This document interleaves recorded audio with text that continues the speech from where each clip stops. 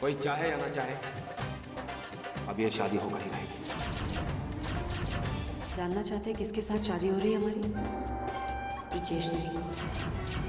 मुझसे थोड़ी सी भी हमदर्दी है, प्यार है, तो नाहर से कहो अपनी सारी शिकायतें भूलकर मेरी शादी में शामिल हो। मैं वक्त पर पहुंचकर ब्रिजेश जी को उनकी जिंदगी की सबसे बड़ी भूल से रोकना चाहता था।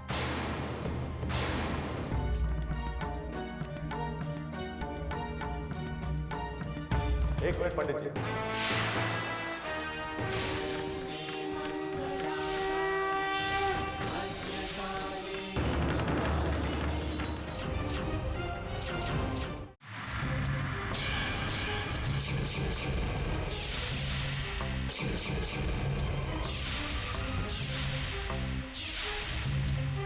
भाई साहब, शादी की विधि इस तरह रोकने के लिए माफी चाहता हूं, लेकिन फिर भी मैं यही सोचता हूं कि आप बहुत बड़ी गलती करने जा रहे हैं।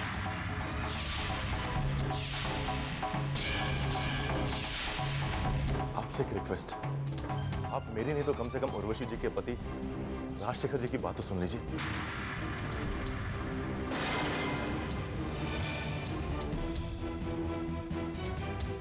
कहिए, क्या कहना चाहते हैं आप? नहीं ब्रिजेश,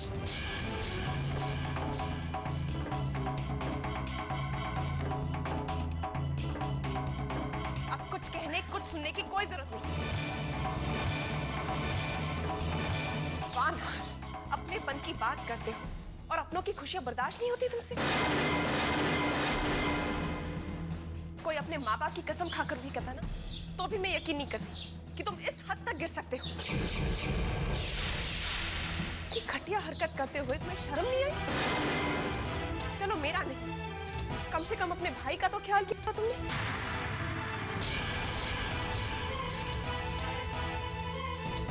अब तक बात घर तक सीमित थी, लेकिन अब अपने लालच के कारण तुम बाहर के लोगों को अपने इस घटिया खेल में शामिल कर रहे हो।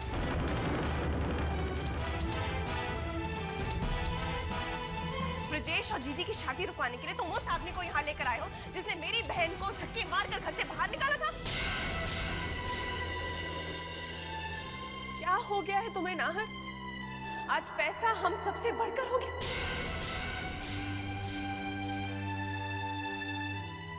तुम्हें दौलत चाहिए ना, ले लो सारी दौलत। मुझे एक फूटी कौड़ी नहीं चाहिए अपने बच्चे के अलावा।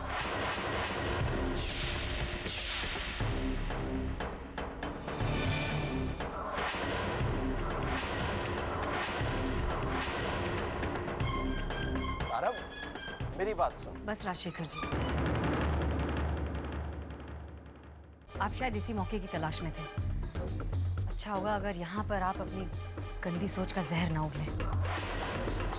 आपने हम पर बहुत जबरदस्तियां की, हमारी जिंदगी हराम कर दी है, लेकिन अब तो बख्श दीजिए। अब तो हम आपकी जिंदगी से इतनी दूर जा चुके हैं कि अब फिर आप ये सब क्यों? आपने हमारे साथ जो किया सो किया, लेकिन आप हमारी बहन की जिंदगी में भी आग लगाने आए हैं।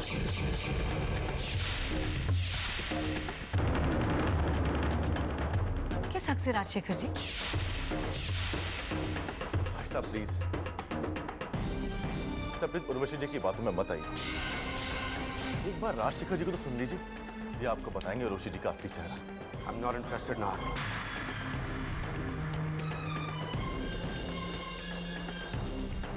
जिस आदमी ने अपनी बीवी को अपने घर से बाहर निकाल दिया और दूसरी औरत के साथ रिश्ता रखा, मैं उस आदमी की बात क्या सुनूंगा? मैं उसकी सूरत तक नहीं देखना चाहता। भाई साहब, जो आप कह रहे हैं वो एक तरफा कहानी है जो उर्वशी जी ने हमें सुनाई थी, जबकि सच्चाई कुछ और ही है। राजशेखर जी ने इन्हें घर से नहीं निकाला था, बल्कि ये अपने पति का घर छोड़ के आए थे। बस ब्रिजेश जी, बड़ी बहन होने के नाते हम तारा का गम जरूर कम करना चाहते हैं, लेकिन अपनी इज्जत को गिरवी रखकर नहीं। आप ये शादी रहने ही दीजिए। जब आपके भाई को हमसे इतनी चिढ़, इतनी नफरत है, तो फिर इस शादी के कोई मायने ही नहीं। आखिर रहना तो एक ही घर में है ना। जिस इंसान को इतनी भी तमीज नहीं कि वो इस भरे मंदिर में दूसरों के सामने अपने ही बड़ों से किस तरह पेश आए।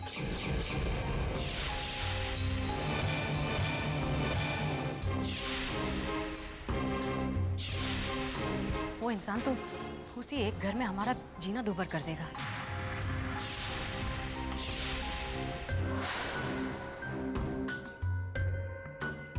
ये शादी रहने दीजिए ब्रिजेश जी। नहीं उर्वशी जी, ये शादी जरूर होगी।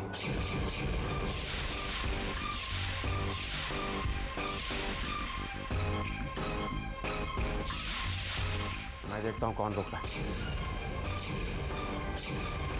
चलिए, हेरों का मुहूर्त निकला जा रहा है। भाई साहब नाहर को गलत समझ रहे हैं।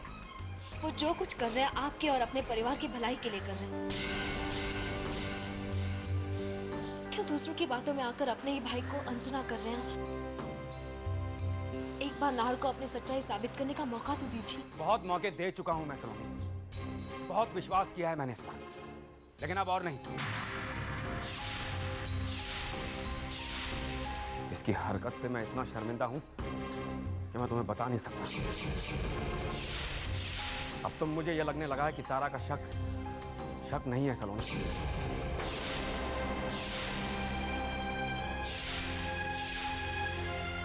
भाई साहब, अगर आप भी मुझे झूठा और लालची समझ रहे हैं तो समझे, मैं बुरा नहीं मानूंगा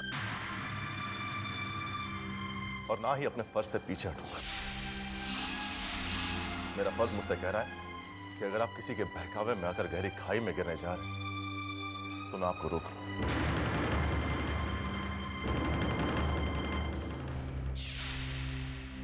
एक बार आपने मुझे रोका था चांदनी से शादी करने से, मैं नहीं माना था और उस भूल की सजा हम आज तक भुगत रहे हैं। और आज आप एक गलती करने जा रहे हैं। नहीं, ऐसा ना हो कि हमें इस गलती की सजा सारी जिंदगी भुगतनी पड़े।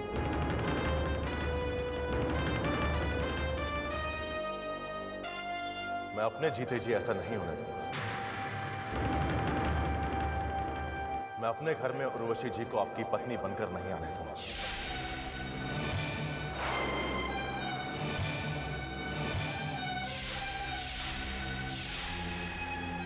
और ये मेरा आखिरी फैसला है।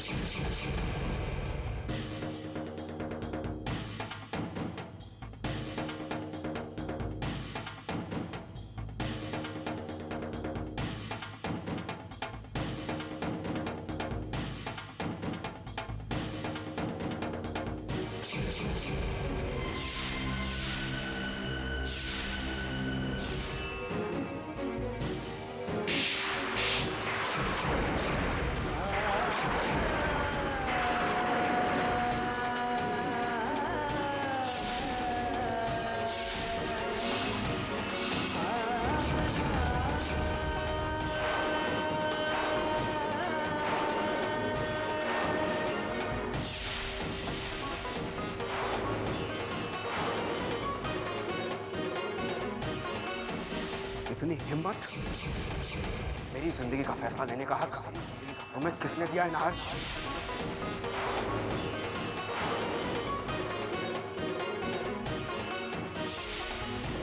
उर्वशी जी इस घर में आएंगे और मेरी पत्नी बनकर आएंगे।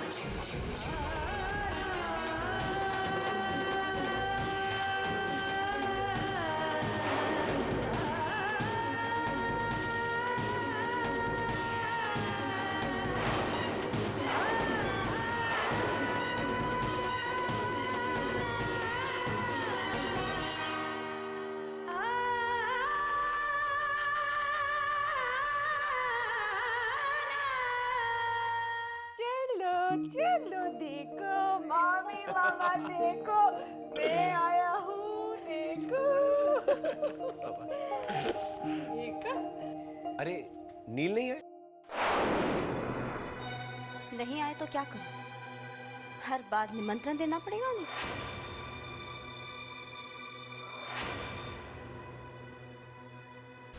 चलो कोई बात नहीं, अंदर तो आइए, आइए।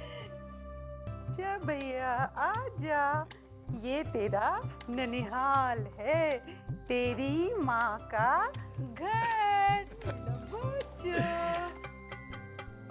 मम्मी पापा को तो खिलौना मिल गया, अब बस खेलते ही रहेंगे। शुभ्रा, तुम थक गई हो, जाओ जाकर अंदर आराम करो।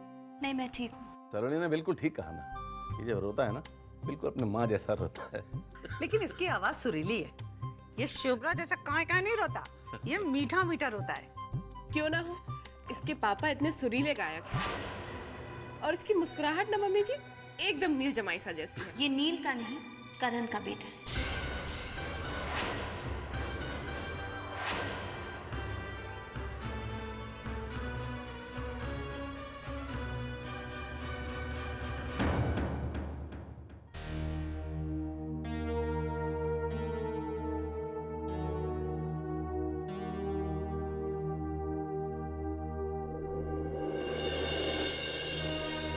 रुक जाओ ब्रजेश।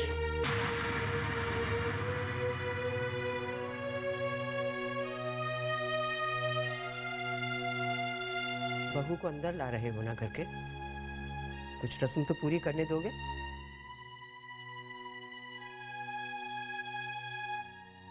उर्वशी जी को यूं ही तो गृह प्रवेश नहीं करने देंगे ना हम। सलोनी बहू, पूजा की थाली तो लाना।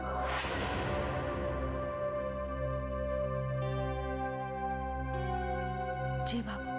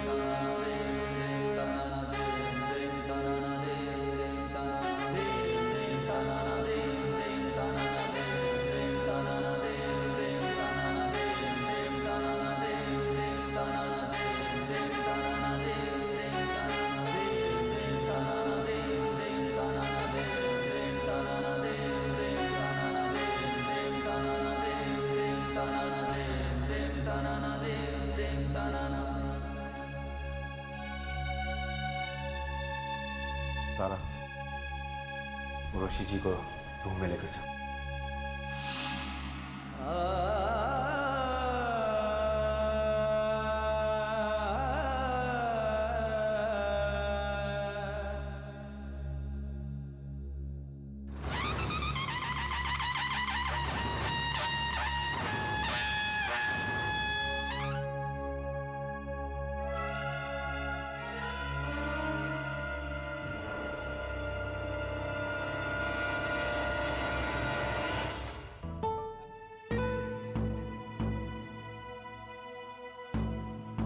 लग रहा है जैसे अपने नहीं किसी और के घर में आ गया हूं। ये दीवारें भी पराई सी लग रही हैं। भाई साहब की आंखों में हमारे लिए वो अजनबीपन कहां से आ गया सलोनी? क्यों नहीं समझ रहे वो कि हम उनकी खुशियों के खिलाफ नहीं हैं? रिश्तों में ऐसे नाजुक मोड़ आते रहते हैं नाहर। संबंध जितने मजबूत होते हैं उतने ही कोमल भी। ये जो दूरी आ गई है दिलों के बीच, उसे दूर करने की कोशिश करनी होगी हमें, वरना ये फासले इस परिवार के नींव को हिला कर रख देंगे। तुम्हारा कहना सही है सलोनी, लेकिन कैसे? क्या करूं मैं? हार गया हूं। ये कैसी लड़ाई है जहां अपने ही सामने खड़े हैं सच्चाई से आंखें मूंदे? दुश्मनों से लड़ना आसान है, लेकिन जब अपने ही आपको नफरत और शक की निगाह से देखे तो कोई क्या करे? कहते हैं ना, उम्मीद पर दुनिया कायम है। उम्मीद ही तो नहीं रही सलोनी। भाई साहब की नाराजगी, भाभी साहब के ताने और हर कदम पर जीजी का हमें इंसल्ट करना नहीं सह सकता मैं। जीजी के बारे में तो जितना कम कहा जाए उतना अच्छा। लेकिन ब्रिजेश को तो तू जानता है ना बन्ना, वो खुद भी कम परेशान नहीं है। तारा की हालत को देखकर उस पे जो गुजर रही है वही बेहतर जानता है। और बेटे, जब मन खराब होना तो भड़ास जब निकलती है ना तो सबसे पहले अपनों पर उतरती है।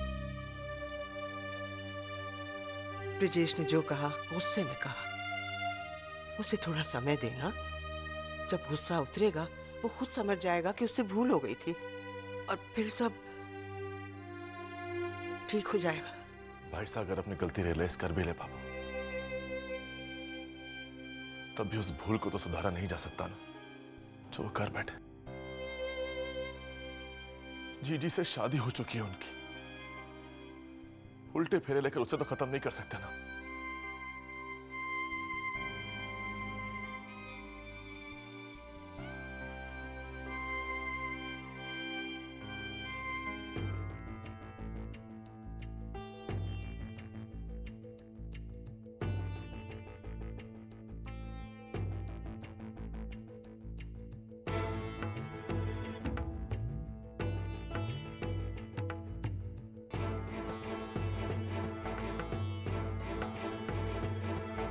तारा, आज के बाद मेरा खाना मेरे कमरे में ही लगा दे।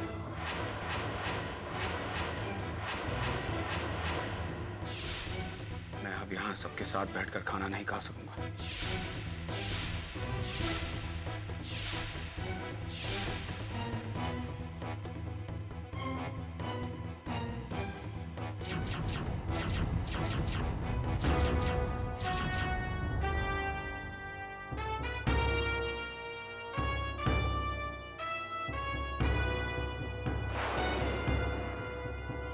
ब्रिजेश, चलिए खाना खा लीजिए। नहीं तारा, मुझे भूख नहीं है। तुम खा लो, मेरा मन नहीं कर रहा है। अरे लेकिन यहाँ पर तो कोई नहीं है, फिर भी मन नहीं कर रहा।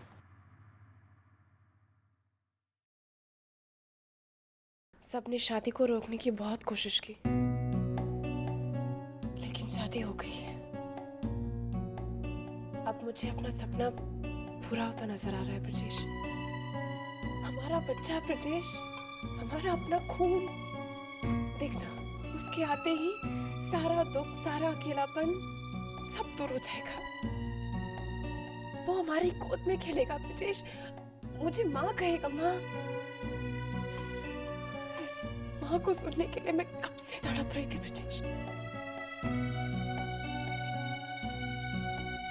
क्या हुआ? क्या सोच रहे हैं आप? कहीं आपको अफसोस तो नहीं हो रहा जीजी से शादी करके? देखिए, मैं आपसे फिर से कहती हूँ, जिन्हें हमारी खुशियों की परवाह नहीं है, हमें उनके बारे में सोचने की कोई जरूरत नहीं है। इस फैसले से किसी का क्या बिगड़ेगा? कुछ नहीं। जो कुछ होगा हमें होगा, हमें तकलीफ होगी। ब्रिजेश, कहीं आपको ऐसा तो नहीं लग रहा ना कि घर में जो भी प्रॉब्लम्स हो रही हैं मेरी वजह से हो रही है? मेरी बच्चे की उम्मीद में कहीं मैं घर को तोड़ तो नहीं रही?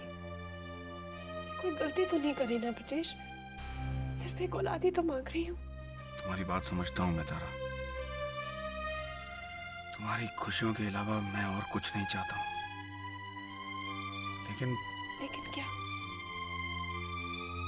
कुछ नहीं, चलो खाना खा लेते हैं।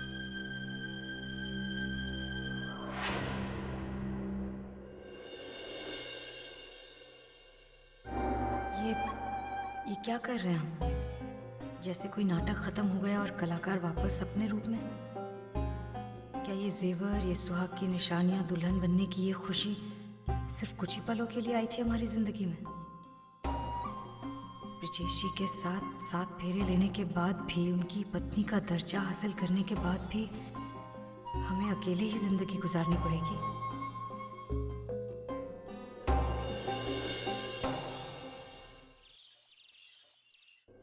हे भगवान, बस एक ही प्रार्थना है, इस परिवार को बिखरने से रोक दीजिए। एक दूसरे के लिए जो कड़वाहट मन में पैदा हो रही है उसे दूर कर दीजिए भगवान। एक बार फिर से इस घर को सुख शांति का वरदान दे दीजिए।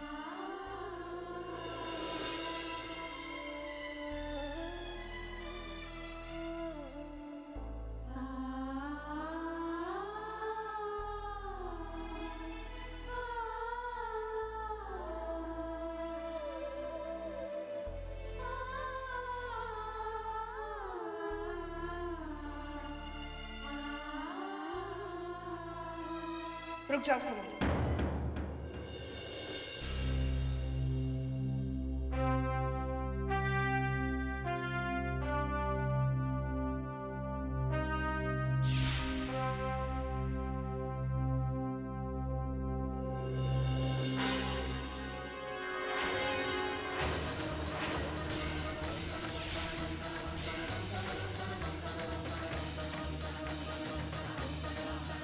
बाकी सब बातों के साथ तुम घर के रिवाज भी भूल गई कि आरती नई बहू के हाथों ही होती है।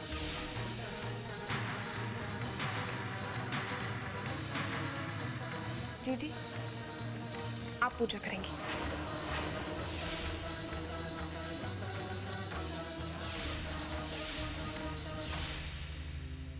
भाभी सा, आरती को रोकना भी रिवाज नहीं है। मैंने पूजा में कोई विघ्न नहीं डाला है।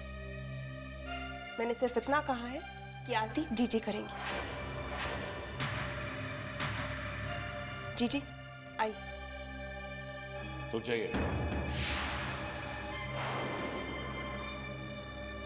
ये सही है कि आरती करने का हक नई बहू को होता है, लेकिन आप सब शायद भूल रहे हैं कि भाईसा और जीजी की कॉन्ट्रैक्ट मैरिज हुई है। तारा डोंट माइंड, लेकिन हमें नहीं पता था कि इस घर में बड़ों के होते हुए छोटे ये फैसला करते हैं कि क्या सही है और क्या गलत। पता नहीं आप दोनों ये सब कैसे सह लेते हैं। अगर ये हमारा घर होता तो हम ऐसा कभी नहीं होने देते अपने घर में। हमारे घर में क्या होता है क्या नहीं, ये आप नहीं जानते और जान भी नहीं सकती, क्योंकि उसे समझने के लिए जो मन चाहिए, I hope you don't mind, वो आपके पास नहीं है। जो आप चाहती हैं वो कभी नहीं हो। कम से कम मैं अपने घर में तो ऐसा नहीं होने दूंगा। तुम्हारा घर? आज तक तो हम इसे हमारा घर, हमारा परिवार कहा करते थे ना। ये घर तुम्हारा कब से हो गया नार? भाई साहब, मेरा वो मतलब नहीं था। मैं तो जीजी से जबान से बात निकल चुकी है नार, अब उसे बदलने की कोशिश मत करो। साफ साफ क्यों नहीं कह देते हो नार कि मेरे इस कदम से तुम इतने इनसिक्योर हो गए हो कि बात बात पर तुम उर्वशी जी को नीचा दिखाने में कोई मौका नहीं छोड़ना चाहते। भाई साहब, फिर से मुझे गलत समझ रहे हैं। ये बात सच है कि मैं शादी से खुश नहीं हूं, लेकिन इनसिक्योरिटी ऑफ कोर्स है तुम्हें।